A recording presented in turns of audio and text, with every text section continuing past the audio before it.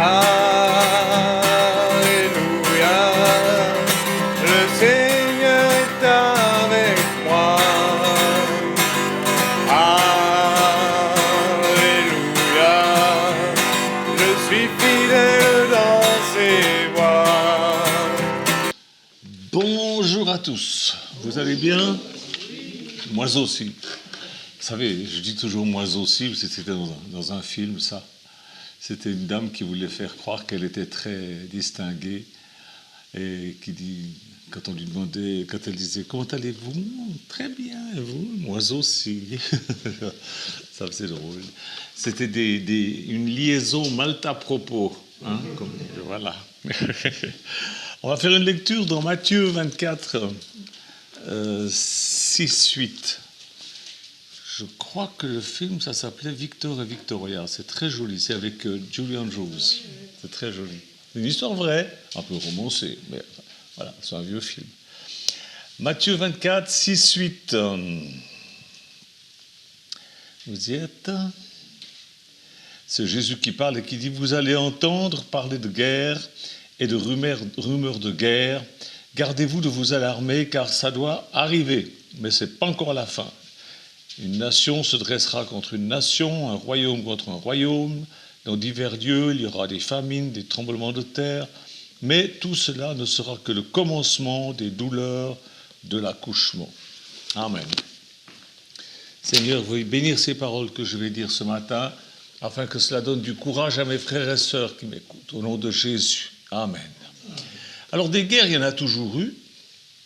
Depuis 2000 ans que Jésus a dit ça. Mais nous sommes la seule génération qui entend parler de guerre et de bruit de guerre. Avant, on n'entendait pas, ou alors on entendait, elles étaient déjà finies. Maintenant, 2 secondes après que qu'une bombe ait éclaté quelque part, on le sait par Internet, on le sait par la télé, on le sait par la radio. On entend parler de guerre et de bruit de guerre. Faire attention aux mots que Jésus emploie. Il ne dit pas « il y aura des guerres ». Non, il dit « vous entendrez parler ». Alors c'est le fait que nous entendions parler de guerre et de bruit de guerre qui nous montre que Jésus parle de notre époque. Il n'y a eu aucune époque comme celle-là. Vous êtes bien d'accord avec moi? Lorsqu'on s'alarme face à ce qui se produit dans le monde, qu'est-ce qui se passe? Eh bien, on se rend coupable de négligence envers nous-mêmes. Notre intellect, il se met à produire de nombreuses et de funestes croyances. On se fait des peurs, encore plus que les peurs normales qu'on essaye de nous infliger. On devient comme une terre qui est en friche. Vous avez vu la photo que j'ai mise sur Révélation Bible, c'est une terrasse, un jardin qui est laissé à l'abandon, et puis ensuite la même, mais qui est arrangée, tout est cultivé, c'est différent. Voilà, notre vie, elle peut être en friche, ou alors elle peut être cultivée, arrangée, fleurie, belle. Si vous laissez votre terre en friche, eh bien, il va vous falloir beaucoup de temps pour la nettoyer afin que votre intelligence puisse être à même de recevoir à nouveau la parole de vérité, c'est-à-dire la parole de Jésus, la parole de Dieu. La parole de vérité, c'est-à-dire la bonne semence. Alors, ne l'étouffez pas, cette bonne semence, sous des préoccupations mauvaises et ingérables. Vous ne pouvez pas gérer ce qui se passe en ce moment. Vous pouvez prier, ça c'est sûr. Mais si vous vous inquiétez, vos prières, elles ne dépassent pas le plafond. Dieu cherche la foi. Si vous laissez la bonne semence être étouffée par des semences de ce monde démoniaque, parce qu'il faut bien dire c'est démoniaque, votre vie, le terrain que vous êtes, il sera infécond pour les bonnes œuvres que Dieu voulait vous confier. C'est ça le problème, c'est que Dieu veut vous confier des bonnes œuvres à faire, il a préparé à l'avance des heures afin que vous les accomplissiez, mais si vous laissez votre terrain en friche, avec toutes sortes de mauvaises semences, rappelez-vous quand Dieu a maudit la terre suite à la chute d'Adam et Ève, eh bien, il a dit elle produira des ronces, des épines. Ben voilà, c'est à nous de débroussailler tout ça. Le monde est fou, il est dirigé par une bande de sans foi ni loi, Moi, je me demande comment ils font pour dormir, ces gens-là. Ils doivent prendre des cachets, hein, à mon avis. Nous, on a à travailler à notre salut.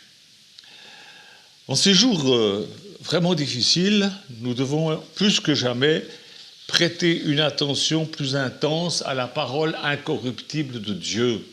Plus que jamais. Jésus le dit, ce n'est pas encore la fin. Mais nous nous rapprochons de la fin quand même. Toutes ces horreurs, tous ces crimes, toutes ces menaces nucléaires sont ce que Jésus appelle les douleurs de l'enfantement. C'est ce qu'on vient de lire. Les douleurs de l'enfantement, elles sont rythmées. Moi, je me rappelle la dernière fois que j'ai accouché. Les douleurs de l'enfantement, elles sont rythmées par des contractions. Pour le moment, la création, elle subit les conséquences du péché de l'humanité. Les principes de décomposition s'accélèrent, les principes de corruption, de futilité secouent le monde. Mais cet état n'est que temporaire, mes frères et sœurs, parce que le jour vient où les enfants de Dieu seront manifestés. Et quand nous serons manifestés, les choses vont changer parce que nous serons manifestés au jour où Jésus reviendra pour régner avec nous. Et là, on verra qui c'est qui va diriger le monde. Ce sera nous, avec Jésus. Mais si on ne se forme pas maintenant, si on est des trouillards maintenant, si on est des pleutres, si on s'alarme comme des petites filles de 12 ans, pardon les petites filles de 12 ans, c'est juste une expression qui dit « Oh là là, j'ai perdu mon peigne, qu'est-ce que je vais devenir ?» Si on s'alarme, alors que Jésus dit « Ne vous alarmez pas », ben, on ne sera pas bon à régner. Hein. Et la terre, elle sera délivrée de toute corruption à ce moment-là, et de toute décadence. Alors oui, nous voyons des forces croissantes, dévastatrices, même dans la nature, les ouragans, les typhons, les inondations, les sécheresses, les épidémies, des désastres naturels. Il y en a toujours eu, mais on en entend parler maintenant.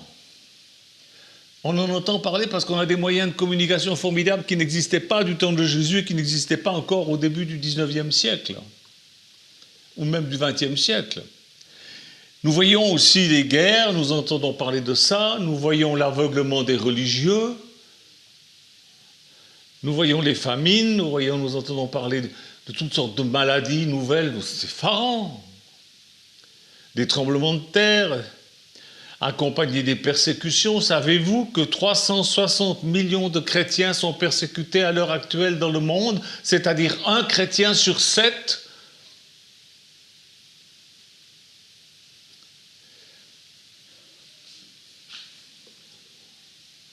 Et Jésus nous dit, ce ne sont que les premières douleurs de l'enfantement. Quelque chose va naître, un monde nouveau va naître, mais avant qu'il naisse, il faut qu'il y ait tout ça. Quand une femme est enceinte, les contractions vont en s'accélérant jusqu'au moment où l'enfant vient au monde. Jésus nous dit ça non pas pour nous effrayer, non pas pour nous décourager, mais pour nous rassurer, pour nous dire voilà, c'est comme ça que ça va se passer. Alors ne vous alarmez pas, ça doit se passer, ça doit arriver, c'est comme ça. C'est pas de sa faute, c'est nous qui... Enfin nous, pas nous, mais je veux dire, c'est le monde pécheur, le monde fou, qui obéit à son prince, le diable, qui fait toutes ces choses et ça doit arriver. Jésus a dit, les scandales, c'est obligatoire. Non pas qu'il veuille les scandales, mais le monde est éloigné de Dieu et évidemment, il y a toutes sortes de scandales. Il dit, les scandales sont inévitables, mais malheur à celui par qui les scandales arrivent. Pensez un petit peu à nos frères et sœurs qui ont passé les diverses guerres, ne serait-ce qu'au siècle passé. Eh bien, je suis certain qu'ils pensaient que Jésus allait revenir tout de suite. Moi, je me rappelle, je me suis converti en 68. Il y avait tous ces trucs qui commençaient à bouger d'une façon terrible en Israël. Eh bien, les chrétiens disaient, on ne finit pas l'année, Jésus va revenir, c'est la fin. Moi, je trouve ça un peu bizarre qu'ils disent ça comme ça. Je trouvais que ça ne collait pas trop avec les Écritures. Pensez aux gens qui ont vécu les diverses guerres au travers de ce monde. Est-ce que vous savez que depuis 1900 jusqu'à l'an 2000, on n'a pas encore les chiffres pour le reste jusqu'à 2022, mais entre 1900 et l'an 2000, il y a eu 231 millions de personnes qui ont été tuées dans les guerres. 231 millions de personnes tuées dans les guerres. Certainement, eux ou leurs familles ont pensé que la fin était proche. Et nous aussi, nous pensons que la fin est proche. En tout cas, ce qui est sûr, c'est que nous sommes plus près de la fin aujourd'hui que ceux du siècle passé. Mais cette guerre en Ukraine est-elle le commencement de la fin? Non! Le commencement de la fin, il a commencé au Jardin d'Éden. Ce n'est pas avec l'Ukraine que ça a commencé. Le commencement de la fin, ça a commencé, c'était au Jardin d'Éden, quand l'humanité s'est détournée de Dieu.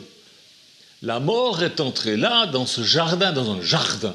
Voilà pourquoi j'ai mis une photo d'un jardin. Et c'est là que l'adversaire est devenu le prince de ce monde. Dieu s'est retiré. Il a dit, vous voulez choisir le diable comme maître? Eh bien, allez-y, je vous laisse. Alors les gens disent, ah, s'il y avait un Dieu, il n'y aurait pas tout, c'est bien. Mais il n'y a plus de Dieu. Dieu ne veut plus s'occuper de tout ça. Il s'occupe des siens, c'est tout. Et il retient le diable quand il va aller trop loin, c'est tout. Et quelle hécatombe depuis? Quelle hécatombe! Alors ne vous laissez pas troubler ni alarmer. Ce qui importe, c'est votre fin propre. Parce que chacun va avoir sa propre fin.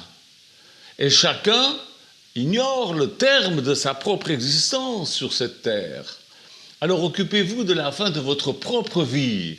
Hâtez-vous d'arracher la masse d'épines et de ronces qui sont dans votre cœur. Faites ça sans ménagement. Il faut y aller, il faut le faire.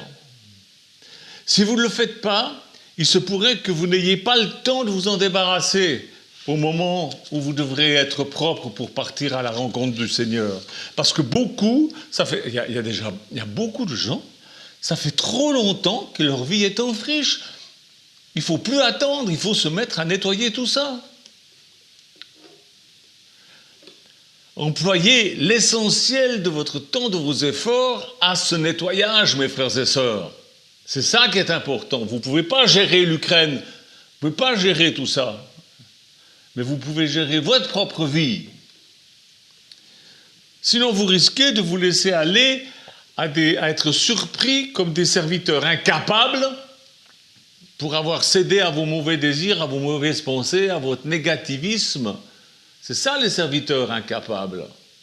C'est ceux qui sont avertis mais qui ne tiennent pas compte des avertissements, qui font comme ils veulent, qui se laissent aller au découragement. Mes frères et sœurs, si vous restez dans cet état, c'est dangereux pour vous. Et si vous voulez, vous pouvez tout corriger. C'est dans votre pouvoir. Vous êtes l'image de Dieu. L'image du Dieu invisible. Vous êtes l'image.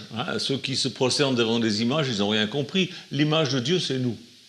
Ce n'est pas là, des statues de la Vierge ou des statues de Saint-Antoine de Padoue, de je ne sais quoi. L'image de Dieu, c'est nous. C'est ce que la Bible dit.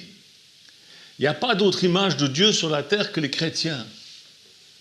En fait, l'image de Dieu, c'est l'humain.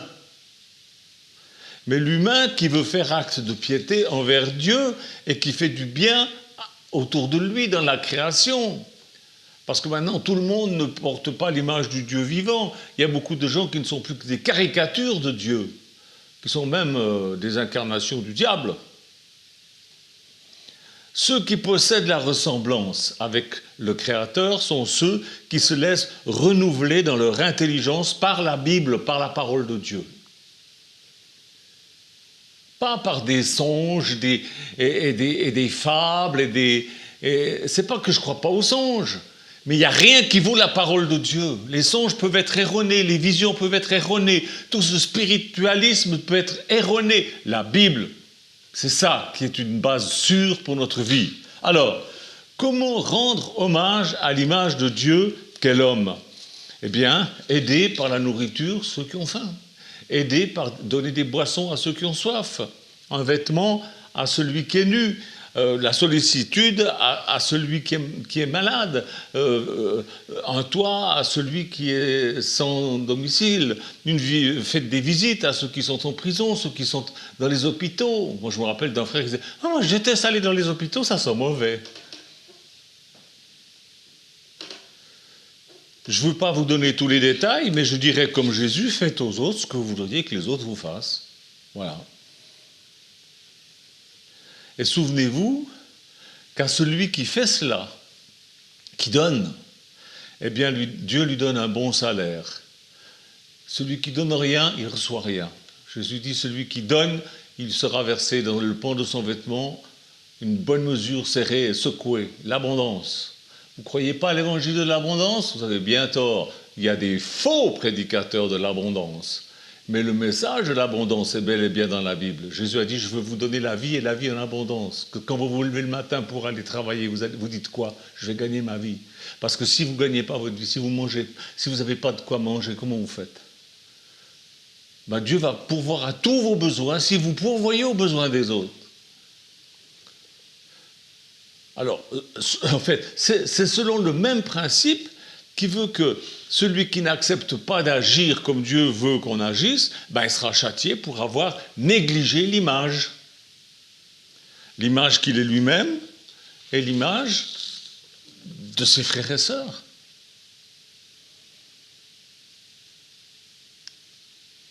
Certains humains irrégénérés disent « s'il y avait un Dieu, toutes ces horreurs n'existeraient pas ». D'autres disent, si Dieu ne le voulait pas que ces horreurs, eh bien, il les ferait disparaître. Mes frères et sœurs, Dieu est vivant. Et le jour où il fera disparaître tout ce mal, ce jour-là est proche. Ouf, et il va venir. Ouf, une clameur de louange va s'élever devant Dieu ce jour-là, mais des cris d'horreur aussi. Tous ceux qui n'auront pas voulu suivre Dieu, ça sera l'horreur pour eux. Parce que, comme je vous l'ai dit dernièrement, Jésus va se lever non plus comme un agneau, mais comme un lion. Pour le moment, l'ivré, c'est-à-dire les personnes mauvaises, les personnes mal inspirées, poussent avec le bon grain, c'est-à-dire avec les enfants de Dieu. Vous connaissez la parabole dans Matthieu chapitre 13. L'un ne va pas sans l'autre, comme le jour ne va pas sans la nuit. Comme le haut ne va pas sans le bas, c'est comme ça. Mais ce n'est pas à nous de dire il faut aller couper l'ivraie et tout. Non, non, non. Laissez Dieu faire. Laissez ses anges faire. Le temps va venir où il va le faire. Le temps de la moisson, le temps de l'accouchement, ça arrive.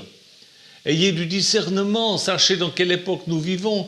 Nous ne sommes pas Dieu, lui seul sait ce qui est bien et ce qui est mal. Nous, on sait ce qui est bien et ce qui est mal, point de vue moralement surtout. Mais c'est surtout en ce qui concerne la politique qu'on ne sait pas ce qui est bien et ce qui est mal. On peut avoir une idée basée sur l'histoire, mais l'histoire c'est quoi? L'histoire elle est toujours racontée par les vainqueurs. Alors c'est déjà déformé.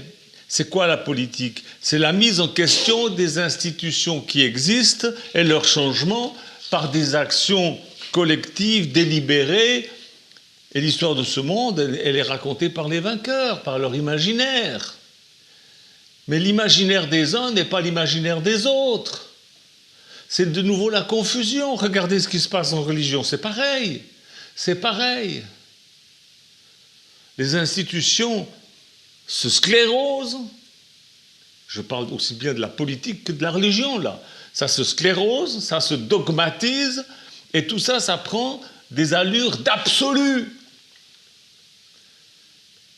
Mais il y a quoi d'absolu dans ce monde? Il n'y a que Dieu qui soit absolu. Nous ne sommes pas. Rien. Tout passe, tout casse, tout lasse. Un jour tu es là, le lendemain tu n'es plus là, pouf, tu es mort. Et puis tous ces empires qui ont existé, et tous ces dictateurs, et tous ces gens influents qui étaient là à acclamer, ils sont où là? Dans la terre pourrie. Mais l'imaginaire des uns n'est pas celui des autres. Les guerres, elles naissent de tout ça, de cette folie. C'est pas notre monde. Ça n'est pas notre monde. Jésus dit, vous êtes dans ce monde, mais vous n'êtes pas de ce monde. On n'est pas d'ici. Moi, je ne suis pas d'ici.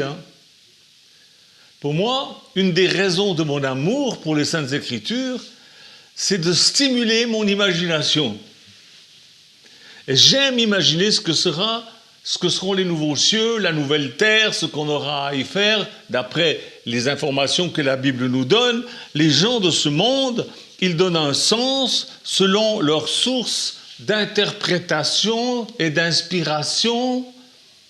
Mais un disciple de Jésus, il participe à l'acte créateur du monde futur. Et ça, c'est très différent, parce qu'il a une ligne de conduite qui est un absolu, la parole de Dieu. Dieu veille sur sa parole pour l'accomplir. Ce qu'il a dit, il le fera. Son bras n'est pas trop court.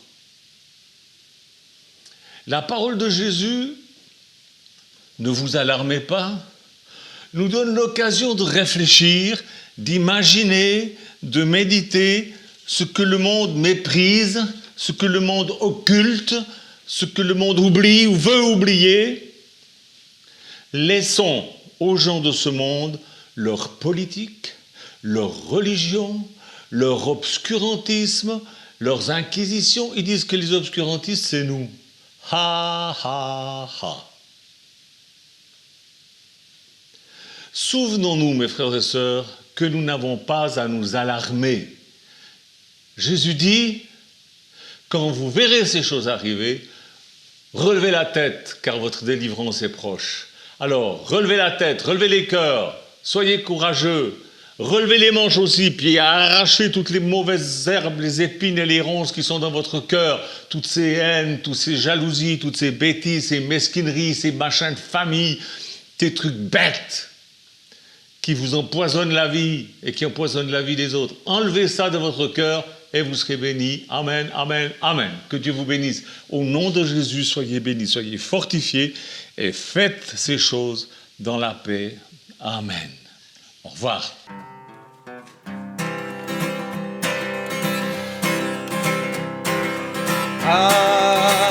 Alléluia, le Seigneur est avec moi.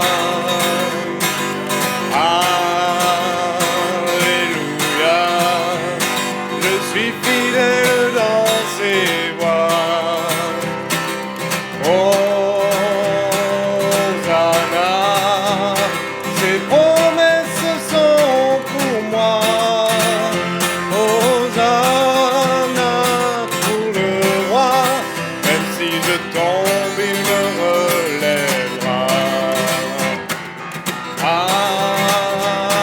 Alléluia, le Seigneur est avec moi. Alléluia, je suis fidèle dans ses voies. Hosanna, ses promesses sont pour moi.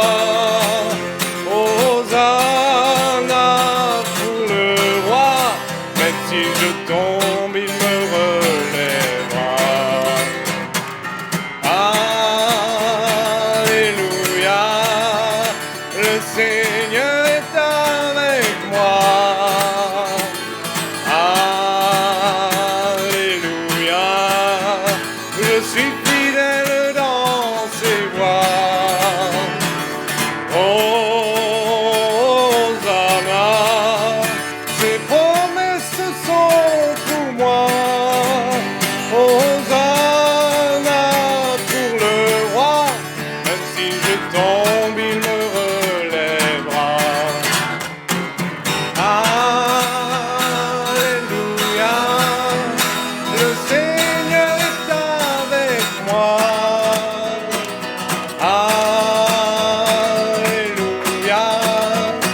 Je suis